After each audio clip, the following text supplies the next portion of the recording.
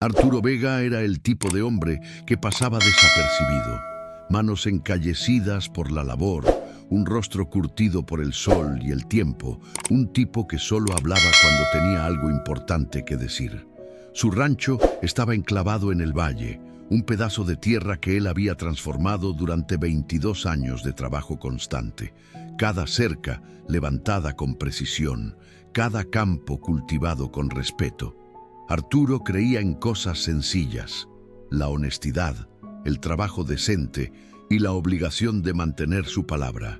Era el tipo de patrón que pagaba a sus empleados el día correcto, sin hacer preguntas sobre su pasado. Elena Soto había llegado 3 meses antes, con la marca de la desesperación estampada en los ojos. Era joven, quizás de 22 años, con ese cansancio que solo proviene de problemas más grandes de lo que la edad debería permitir. Necesitaba trabajo. Arturo necesitaba ayuda para cuidar la casa. Era un arreglo simple, sin mayores pretensiones. Ella se mantenía discreta, hacía bien su trabajo, y Arturo lo respetaba. En su experiencia, las personas que hablaban menos generalmente tenían más valor cuando finalmente decidían abrir la boca. Pero esa mañana de martes todo cambió. Arturo regresaba del ordeño cuando la vio a través de la ventana de la cocina. Elena se movía como si cada paso le costara algo. Su pierna derecha se arrastraba ligeramente y cada pocos segundos hacía una pausa, agarrándose del borde de la mesa o de una silla, con el rostro tenso por un dolor que intentaba desesperadamente ocultar. Se quedó observando por unos minutos, estudiando cada uno de sus movimientos. No era la primera vez que notaba algo extraño en su comportamiento. Pero hoy era diferente, muy diferente. La forma en que favorecía el lado izquierdo, la cautela en cada movimiento, la forma en que se agachaba con extremo cuidado. Todo eso le recordó a un caballo herido que había cuidado años atrás, después de una grave caída. Un animal lastimado tratando de convencer al mundo de que todo estaba bien. Arturo empujó la puerta. Las bisagras rechinaron en su saludo familiar. Elena se enderezó de inmediato, tratando de recomponerse, pero él ya había visto suficiente. Su rostro palideció y por solo un segundo, Arturo vio algo en sus ojos que le oprimió el pecho. No era miedo de él, pero era miedo de todos modos, un miedo profundo y arraigado. Volvió a la estufa, revolviendo una olla de café con movimientos demasiado cuidadosos, demasiado controlados. «Buenos días, señor Vega. El café ya casi está listo», dijo ella, su voz cargada de esa misma fuerza fingida que había escuchado en animales heridos. El sonido de algo que intenta convencer al mundo de que está bien cuando claramente no lo está. Arturo colgó su sombrero en el perchero y estudió su espalda. La forma en que sostenía los hombros, el leve temblor en su mano mientras tomaba las tazas de café. Todo contaba una historia que ella no estaba lista para compartir.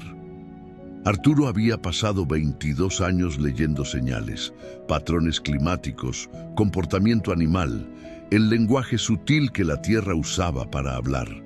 Y ahora leía una señal de que algo andaba muy mal con Elena Soto. La pregunta que lo atormentaba era simple: ¿se había herido en un accidente o alguien la había herido a propósito? Y si era la segunda opción, Arturo necesitaría decidir qué tipo de hombre era realmente. Aceptó la taza de sus manos temblorosas. Sus dedos se tocaron brevemente. Su piel estaba fría a pesar del calor de la cocina. Y Arturo sintió la forma en que ella se encogió ante el contacto. No la reacción de alguien asustado de repente, sino la reacción de alguien que esperaba dolor. Arturo tomó un sorbo de café, estudiándola por encima del borde de la taza. Ella se dio la vuelta, ocupándose con tareas innecesarias en la encimera, limpiando superficies que ya estaban limpias, reorganizando artículos que no necesitaban reorganización. El tipo de actividad frenética de alguien que deseaba desaparecer sin realmente salir de la habitación. «Elena», dijo Arturo suavemente, Ella se puso rígida. Sus manos se detuvieron en el trapo que estaba usando por tercera vez en el mismo lugar. «Usted está herida». No era una pregunta. Ambos lo sabían. El silencio que siguió se extendió entre ellos como una respiración contenida. Afuera, un pájaro cantaba su melodía matutina. Dentro de la cocina, el único sonido era el suave tic-tac del reloj en la chimenea y el susurro de la respiración irregular de Elena. Cuando finalmente se volteó para mirarlo, Arturo vio cosas que hicieron que su mandíbula se tensara.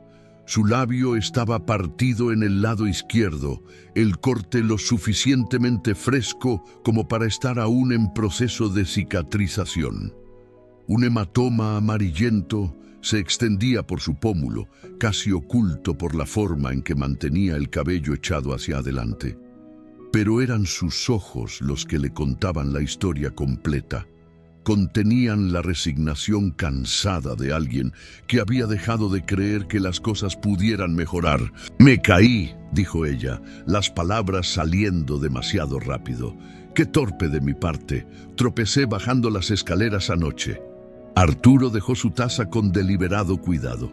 Había escuchado suficientes mentiras en su vida como para reconocer el sonido que hacían. Esta cayó en el aire entre ellos, hueca como un silo de grano vacío. «Muéstreme esas escaleras», dijo él. El rostro de Elena se puso blanco. «Las escaleras en las que se cayó. Me gustaría verlas». Abrió la boca y luego la cerró de nuevo. Ambos sabían que no había escaleras en la pequeña cabaña donde ella vivía, solo detrás de la casa principal. Estaba construida en terreno plano con un solo escalón hasta la puerta. Arturo había construido esa cabaña con sus propias manos, de la misma manera que construyó todo en su propiedad. Conocía cada centímetro de ese lugar. La mentira flotaba entre ellos como el humo de un fuego moribundo, amarga y obvia. Las manos de Elena se retorcieron en su delantal. Por un momento, Arturo pensó que podría contar la verdad. En cambio, enderezó los hombros y levantó la barbilla con un desafío que habría sido admirable si no fuera tan devastador. «Debería volver a mi trabajo», dijo ella. Arturo la observó darse la vuelta, viendo cómo se movía con los pasos cuidadosos y medidos de alguien que sabía exactamente cuánto movimiento provocaría dolor. Cualquiera que fuera la causa de sus heridas, no era la primera vez. La forma en que se comportaba, la práctica con la que ocultaba sus heridas, ese era el comportamiento de alguien que había aprendido a sobrevivir quedándose callada e invisible.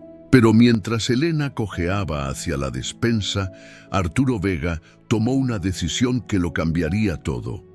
Descubriría quién estaba lastimando a su empleada.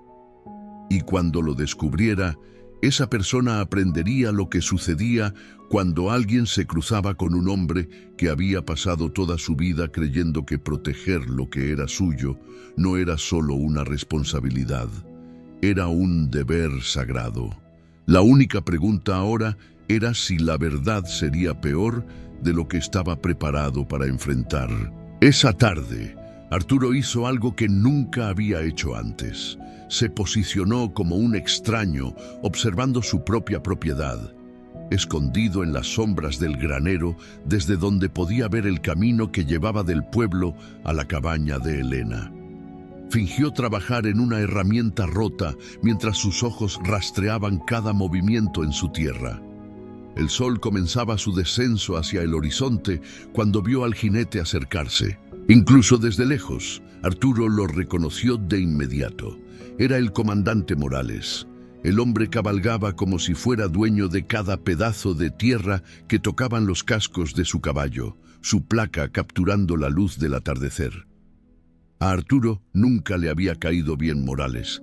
El comandante tenía una vena cruel que corría tan profunda como un pozo seco y una forma de mirar a la gente como si le debieran algo por su simple existencia.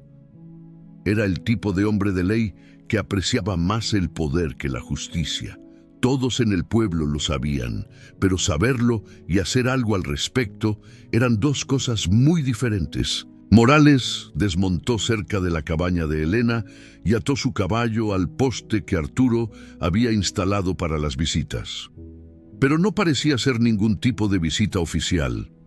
El comandante miró a su alrededor nerviosamente, asegurándose de que no lo estuvieran observando, antes de golpear la puerta de Elena con la fuerza suficiente para que Arturo lo oyera a 50 metros de distancia.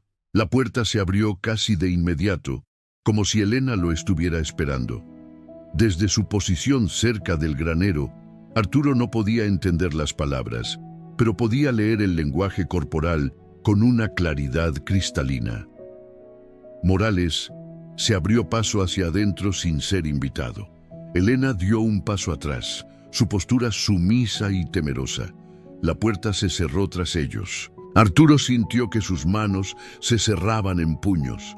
Cada instinto le gritaba que marchara hasta allí y resolviera aquello de la forma en que su padre lo habría resuelto, con sus puños y sus principios. Pero algo lo detuvo. Quizás fue el saber que una confrontación abierta con un comandante podría empeorar las cosas para Elena.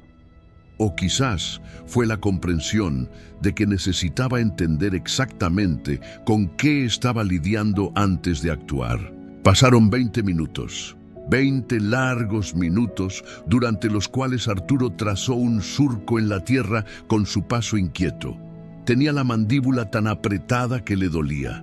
Cuando la puerta de la cabaña finalmente se abrió de nuevo, Morales salió primero, ajustándose el cinturón de su arma con el aire satisfecho de alguien que había obtenido exactamente lo que vino a buscar. Elena apareció en la puerta detrás de él, e incluso desde lejos Arturo pudo ver que se movía de manera diferente, con más cuidado, con más dolor. Morales montó su caballo y se dirigió hacia el pueblo sin mirar atrás, silbando una melodía que se llevaba la noche como un insulto. Elena se quedó parada en la puerta por un largo momento, una mano presionada contra el marco como si la necesitara para mantenerse en pie. Luego volvió a entrar y cerró la puerta. Arturo se quedó allí en el crepúsculo que se acercaba, pedazos de un terrible rompecabezas encajando en su mente. Un comandante con demasiado poder y muy poca conciencia. Una mujer joven sin a dónde ir y nadie que la protegiera. Y ahora sabía por qué Elena había estado cojeando. La pregunta era qué iba a hacer al respecto. La noche que siguió fue gris y pesada, con nubes colgando bajo sobre el valle como una manta de lana. Arturo la pasó mirando el techo de su habitación, su mente explorando posibilidades y planes. Cuando llegó el amanecer, ya había tomado su decisión. Encontró a Elena en la cocina de nuevo, moviéndose con aún más cuidado que el día anterior. No lo miró a los ojos cuando le sirvió el desayuno, y Arturo notó que se había echado el cabello hacia adelante para cubrir moretones recientes en su cuello. La visión hizo que algo frío y duro se instalara en su pecho. «Elena», dijo él, su voz suave pero firme. «Necesito preguntarle algo y necesito que me diga la verdad». Se quedó helada con la cafetera a medio camino de su taza. «El comandante Morales la ha estado visitando, ¿no es así?» La cafetera tembló en sus manos. Por un momento, Arturo pensó que podría derrumbarse por completo. Cuando finalmente la dejó sobre la mesa, sus movimientos eran espasmódicos e inciertos. «No sé a qué se refiere», susurró ella. «Lo vi ayer, lo vi llegar a su cabaña y vi cómo se movía usted cuando él se fue». Arturo mantuvo la voz firme, pero por dentro luchaba contra una rabia que amenazaba con consumirlo. ¿Cuánto tiempo lleva pasando esto? La compostura de Elena se resquebrajó como el hielo en un lago que se calienta. Sus hombros comenzaron a temblar y cuando finalmente lo miró, sus ojos brillaban con lágrimas no derramadas. «Usted no entiende», dijo, su voz quebrándose. «Él es un comandante. ¿Quién me va a creer a mí en lugar de a él? ¿A quién le va a importar? ¿Qué le pasa a alguien como yo? Las palabras salieron a toda prisa entonces, como agua a través de una presa rota. Le contó que llegó al pueblo 3 meses antes, huyendo de problemas en el este.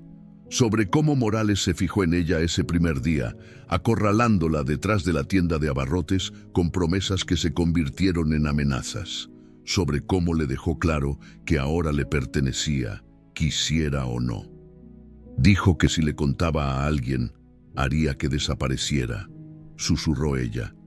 Dijo que había minas en estas sierras donde nadie me encontraría jamás.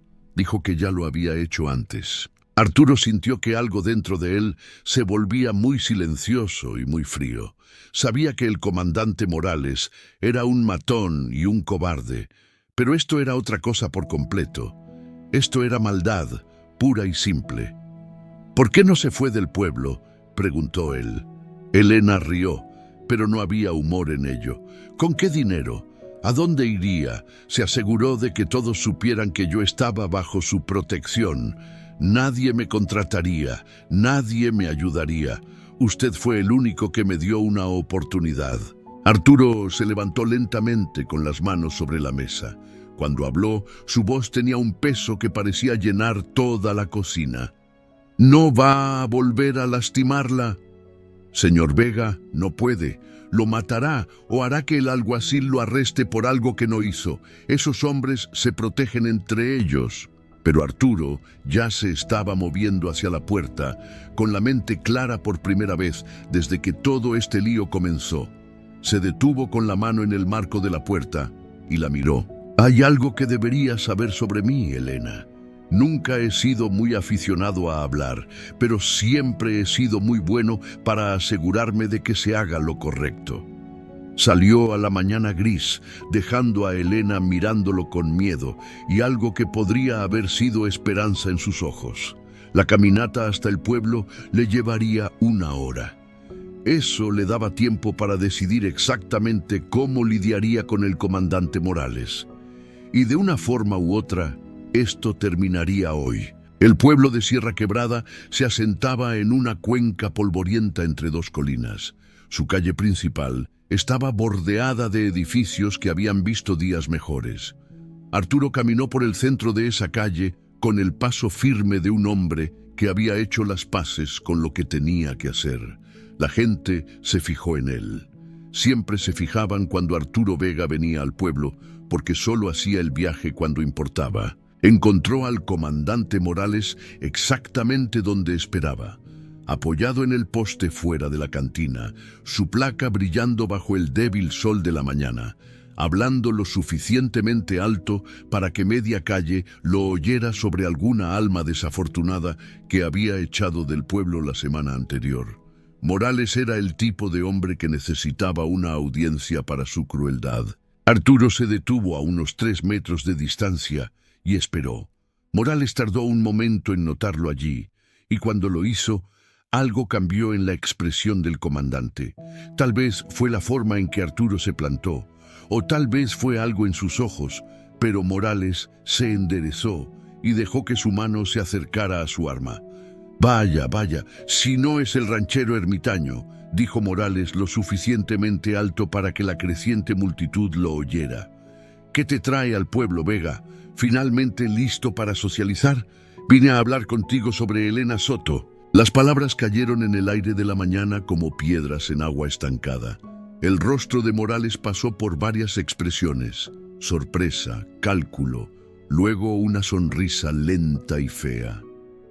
No sé de quién hablas, Vega, dijo Morales, pero sus ojos se volvieron duros y planos. Creo que sí, creo que la conoces muy bien. La multitud crecía ahora, atraída por la tensión crepitante entre los 2 hombres. Arturo podía sentir sus ojos sobre él. Podía oír comenzar las conversaciones susurradas. Perfecto. Quería testigos para esto. ¿Tienes algo que decirme, Vega? Más te vale hablar claro. Morales gruñó, su mano ahora descansando abiertamente sobre la empuñadura de su arma. Arturo miró los rostros reunidos. Comerciantes, rancheros, esposas con niños asomándose por detrás de sus faldas, gente que había vivido con la brutalidad de Morales durante años, demasiado asustada o impotente para hacer algo al respecto. Estoy diciendo que has estado lastimando a una mujer que trabaja para mí, dijo Arturo, su voz resonando claramente en la mañana.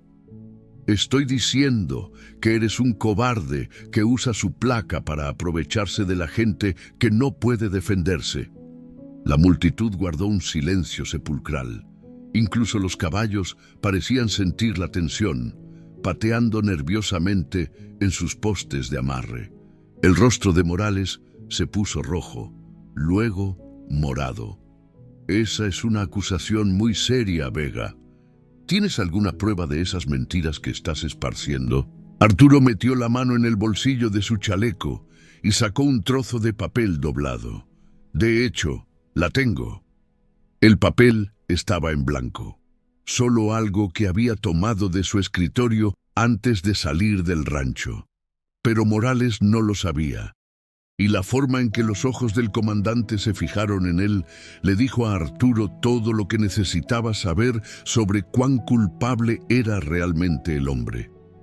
Verás, lo que pasa con los secretos, dijo Arturo, desdoblando el papel lentamente, es que tienen una forma de salir a la luz cuando menos te lo esperas. Morales sacó su arma. El arma subió rápidamente, pero Arturo ya estaba en movimiento. 22 años de trabajo en el rancho le habían dado reflejos como los de un felino salvaje, y había estado esperando este momento desde que entró en el pueblo. Se lanzó a la izquierda cuando Morales apretó el gatillo, la bala zumbando cerca de su oreja para astillar el poste de madera detrás de él. La multitud se dispersó como pájaros asustados, pero Arturo rodó para ponerse de pie y cargó. Morales intentaba hacer su segundo disparo cuando el hombro de Arturo lo golpeó justo en el abdomen, lanzándolos a ambos contra la pared de la cantina con la fuerza suficiente para hacer vibrar las ventanas. Lucharon por el arma. Morales maldecía y escupía mientras intentaba apuntarla. Pero Arturo había pasado toda su vida luchando con ganado y moviendo troncos, y sus manos eran de hierro por años de trabajo honesto. Torció la muñeca de Morales hasta que el comandante gritó y soltó el arma. La pistola se deslizó por el pasillo de madera y se detuvo cerca de las botas del alguacil Ramos, que había venido corriendo al sonido de los disparos. Ramos era mayor que Morales, más canoso, con el tipo de ojos firmes que habían visto demasiado para ser engañados fácilmente. ¡Basta ya!, gritó Ramos, con su propia arma en la mano, pero apuntando al suelo. Ustedes dos, sepárense. Ahora. Arturo soltó a Morales y levantó las manos, respirando con dificultad. El comandante se desplomó contra la pared, agarrándose la muñeca y mirando con puro odio. «¡Me atacó!», gruñó Morales. «Intentó matarme. ¡Arréstelo!». Pero el alguacil Ramos estaba mirando a la multitud dispersa, leyendo sus rostros. Eran personas que habían vivido con miedo del comandante Morales durante mucho tiempo. Y ahora algo había cambiado. Alguien finalmente se había levantado. «¿Es eso cierto?», preguntó Ramos a la gente reunida. «¿Este hombre atacó al comandante Morales sin motivo?». Un silencio incómodo se extendió por la calle.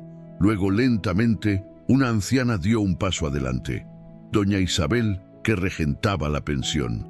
«Alguacil Ramos», dijo, su voz temblorosa pero decidida.